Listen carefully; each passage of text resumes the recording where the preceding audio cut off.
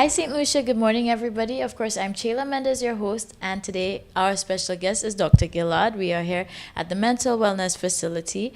And in case you didn't know, Sunday, which just passed, was actually World Suicide Prevention Day. So, with that, keeping that in mind, I felt it was my responsibility for us to really dig into suicide, understand what it is, and how we can help, and even realize if we have friends or loved ones who may be showing signs. And we know that lately suicide has been something uprising here in St. Lucia.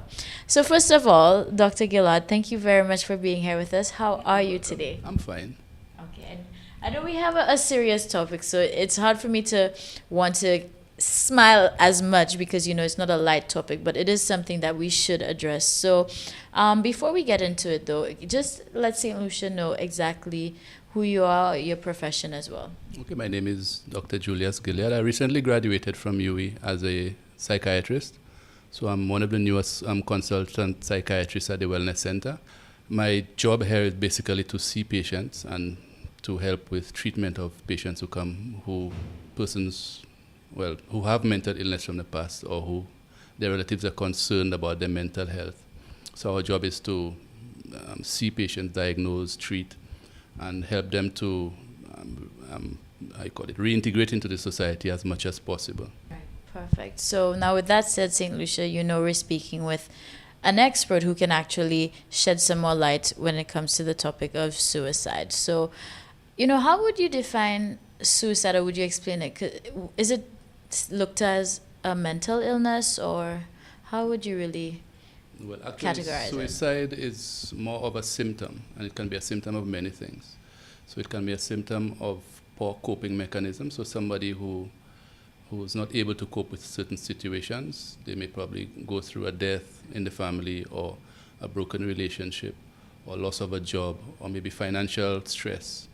And in their mind, the only way is to take their lives so that they don't have to deal with this situation.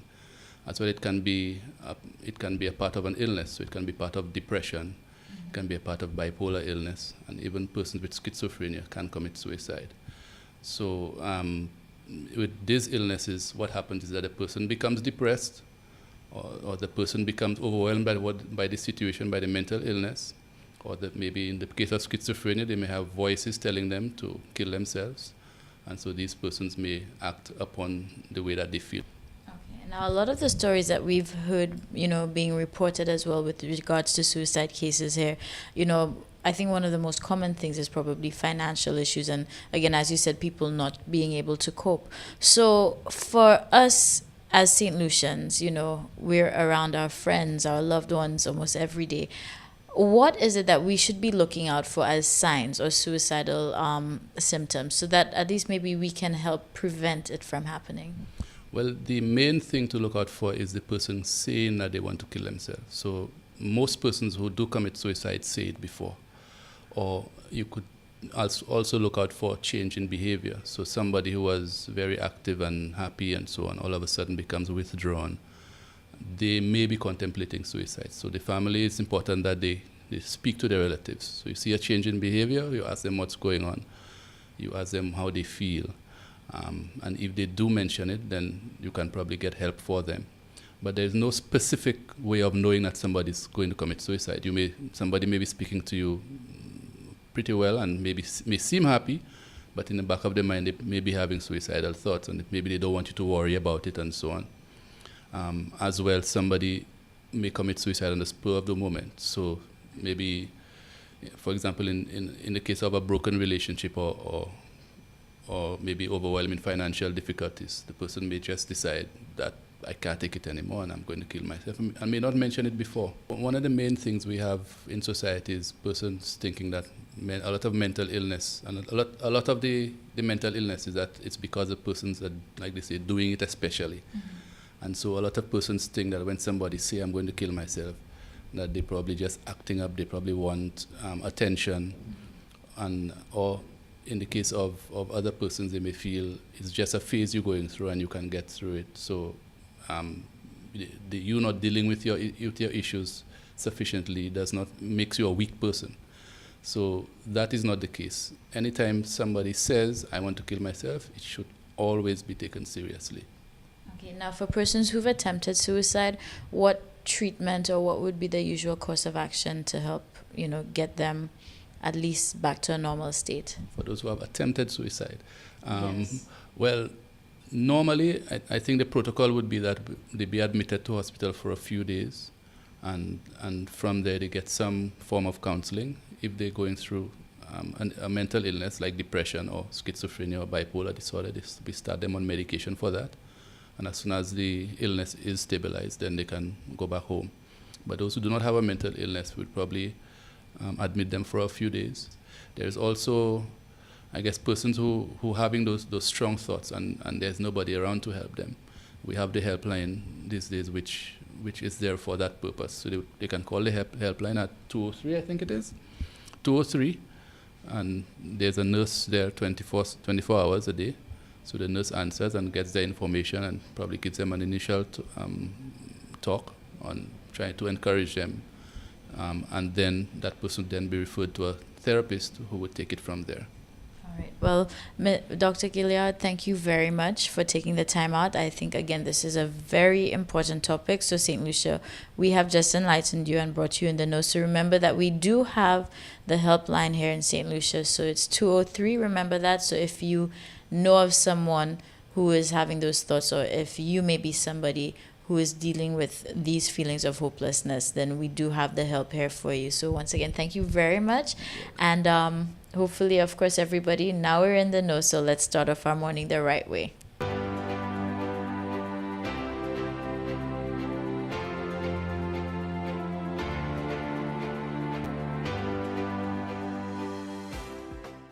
Hey, St. Lucia, morning, everybody. Thank you very much for joining us. This morning is on. I am Chayla Mendez, your host. Today we have our good friend here again with us, our expert physiotherapist. This is Crystal Showers. So, Crystal, how are you today? I'm great, thank you.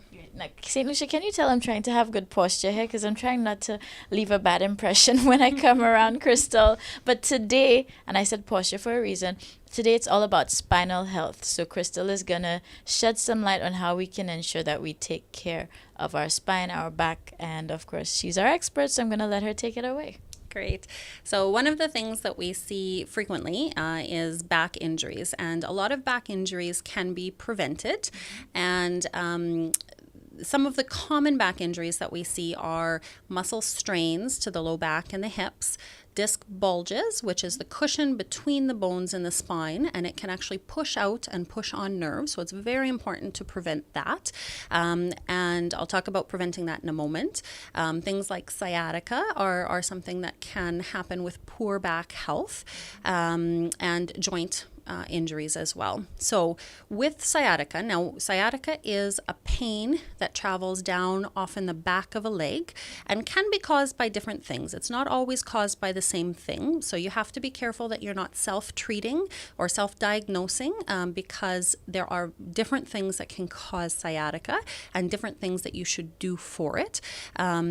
A disc bulge, like I said, is a cushion between the spine, and the reason we get a disc bulge is with repeated bending, forward bending and lifting.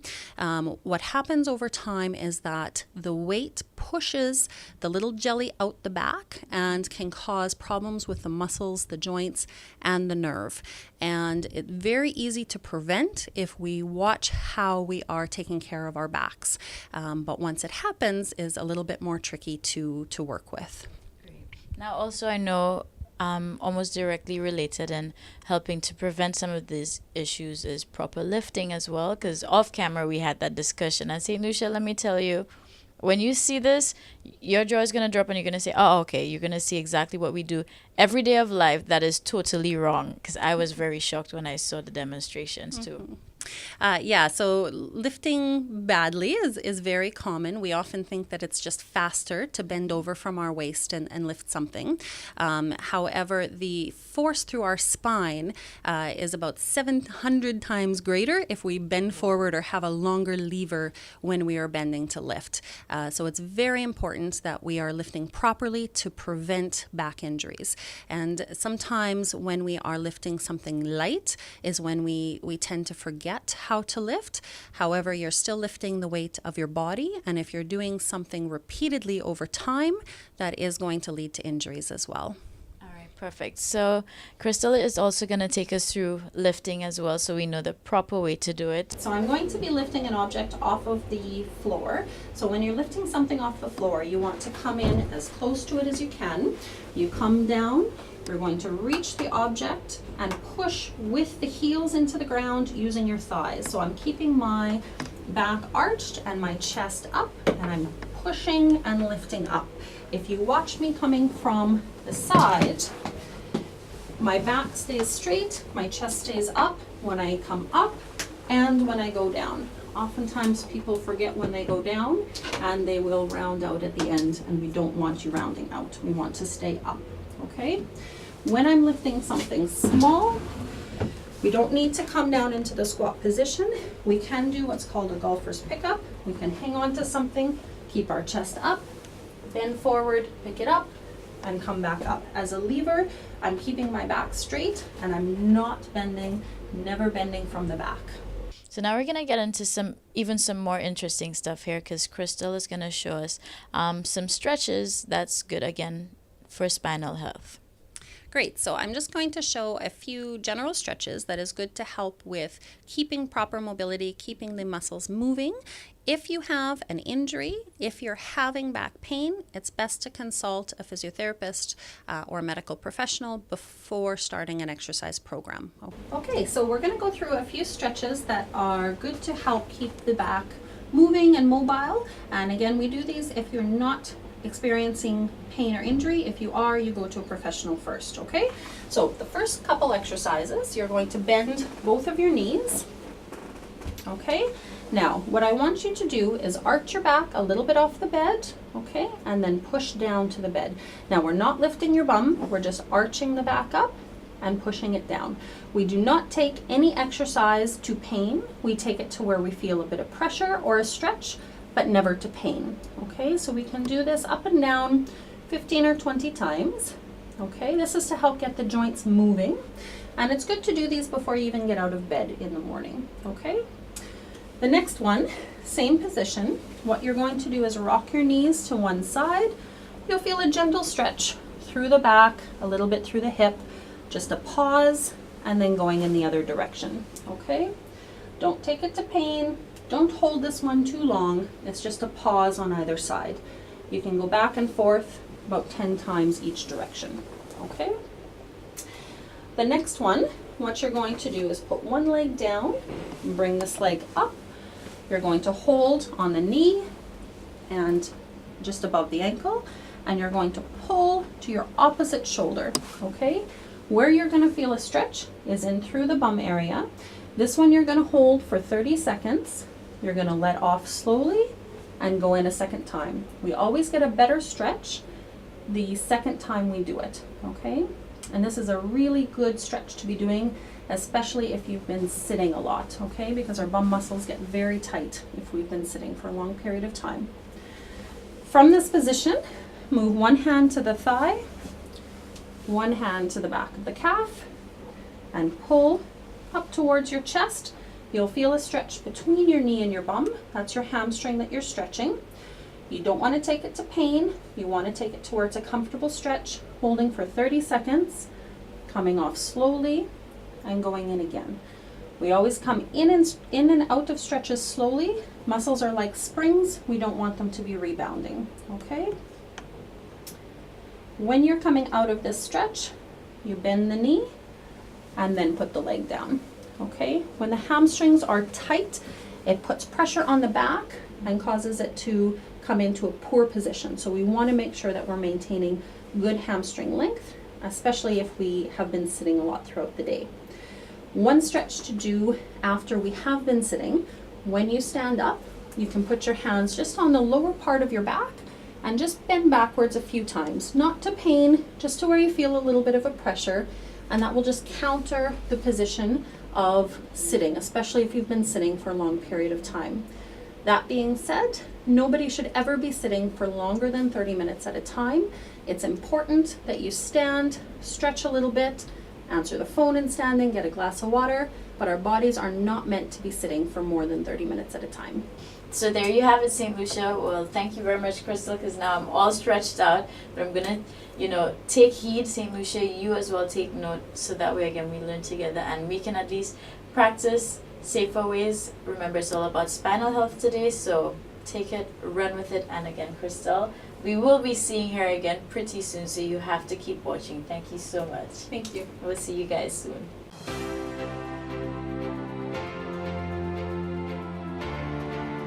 Hi St. Lucia, good morning everybody. I hope you're feeling very good this morning. I'm Chayla Mendez, your host. We are here with Pam, of course, our good friend, and she is with SLAPS. And we're here to kind of give an update because, a lot of new things has happened for SLAPS. But of course, there's so many more dogs here and such a wide variety, which means you have a lot of choices now, St. Lucia, to get a really good home for. So Pam, good morning. How are you? I'm very well, thank you. Great, and thank you so much for being here with us. So let us know, what's the latest update with you all here at SLAPS? Well, we're continuing what we've been doing. We have a lot of dogs. We have 2 or 3 foster homes that have several dogs each. We're getting more and more calls for dogs, us to come and pick up dogs, puppies, kittens. So the message always is please, please, please spay and neuter your animals, because there are too many unwanted and we can't get them all. Some of them perish, unfortunately. We get as many as we can, but sometimes by the time we get to where we're going, they've disappeared into the bush and we don't find them. So we're continuing with our rescue, rehabilitation, and as much rehoming as we can. We do assist people with the neutering, because it is an expensive procedure, and we do what we can to help people with that. But it's so important. As always, we're looking for volunteers to help. Just come and socialize puppies. Just come and spend some time, walk them, help us feed them, which is a big job every day, and various other activities that we have. We're always looking for volunteers, and just to spread the word about care for animals. Take care of them, especially in this heat. Make sure the dogs always have clean water. I would love to do a outreach to people with farm animals and horses to also, put water for them. It's just awful to think of them without water. So we're just continuing what we've been doing, plugging away. We over the years we have rehomed, we have neutered a lot of animals. So this is really what our main function is. Just trying. Now, I know you also mentioned, for example, making sure the animals have their water. Yes. But of course, we are in the hurricane season, so you also have to take note. Part of your disaster preparedness plan, you need to make sure you include yes, your absolutely. Your pets. And if you watch any of what's been going on in Houston, which is just horrific, but you see so many people in the little boats or even on surfboards. Some people are with their animals. And in the States they are allowed to take animals to certain shelters. We haven't got that far yet, but please, if we do have a hurricane or even a thunderstorm, heavy rain, think of your animals. Cats are terrified of thunderstorms, and a lot of dogs.